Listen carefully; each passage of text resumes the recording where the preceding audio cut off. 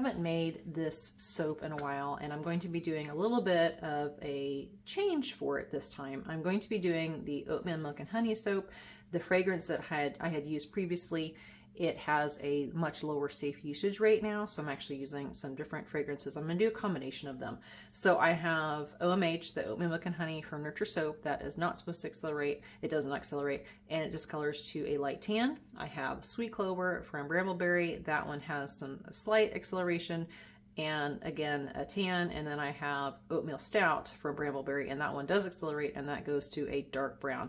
So I'm gonna have like 3 different pouring containers. I'm gonna do probably kind of some drop swirls and maybe some hanger swirls in there too. I'm going to use some gold mica from Bramble Berry mixed in with that Sweet Clover, and I'm going to put the Oatmeal Stout in this one with no color, and then the rest I'm going to put in the pot, and that I'll probably pour in first.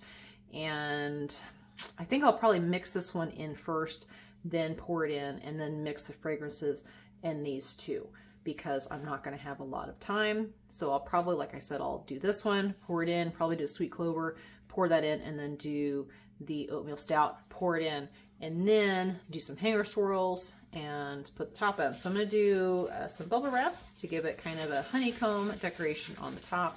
I think it'll be really nice. So in my oils right now, it has some funky things going on.